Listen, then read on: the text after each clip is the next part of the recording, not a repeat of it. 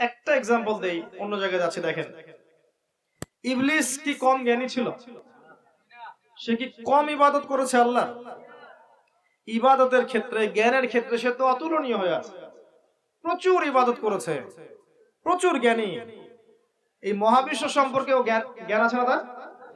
প্রচুর জ্ঞান আছে। কি কারণে সে চিরস্থায়ী জাহান্নামী হলো? একটা আদেশ লঙ্ঘন করেছে, এই তো। একটা আদেশ তো আদম আলাইহিস সালামও লঙ্ঘন করেছে। তাকে বলা হয়েছে গাছের কাছে যেও না, আমাদের পিতা ভুল করে গাছের কাছে চলে গেছে। এটাও তো একটা অন্যায়, তাই নয় কি? এটা তো আল্লাহর আদেশকে লঙ্ঘন করা হলো। আদম আলাইহিস সালাম তওবা করে ফিরে এসেছেন, বলেছেন রব্বানা যালামনা আনফুসানা ওয়া ইল্লাম তাগফির লানা ওয়া তারহামনা লানাকুনান্না মিনাল খাসিরিন। এটা আদম সন্তানের স্বভাব, ভুল করবে তওবা করে ফিরে আসবে। কিন্তু ইবলিস সে তওবা করে ফিরে আসেনি, বরং আবা ওয়াস্তাকবারা, সে অবাধ্য হয়েছে, অহংকার করেছে। খালাকতানি মিন নার ওয়া খালাকতাহু মিন তিন। এই যে অন্যকে ছোট করা, তুচ্ছ করা, আল্লাহর আদেশকে অস্বীকার করা, অহংকার করা, এই অহংকারের কারণে তার সমস্ত ইলম এবং আমল সব ধ্বংস হয়ে গেছে। তো এখন যদি আমরা অনেক ইলম আমল করি, মনে অহংকার থাকে, আত্মশুদ্ধি অর্জন হবে?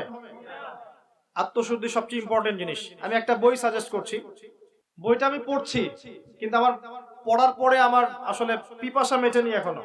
আল্লামা তাকি উসমানী হাফিজাহুল্লাহ, তার একটা বই আছে আত্মশুদ্ধি ও তাসাউফ। বইটা পড়েন।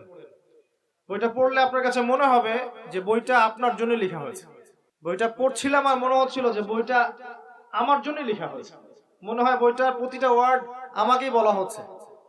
মন দিয়ে পড়েন আর পড়াশোনার অভ্যাস করেন। একদিন লেকচার শুনলেন 1 ঘন্টা 1.5 ঘন্টা, এটা আপনার জীবন পরিবর্তনের জন্য যথেষ্ট নাও হতে পারে। অর্ডার করতে ভিজিট করুন রকমারি.com।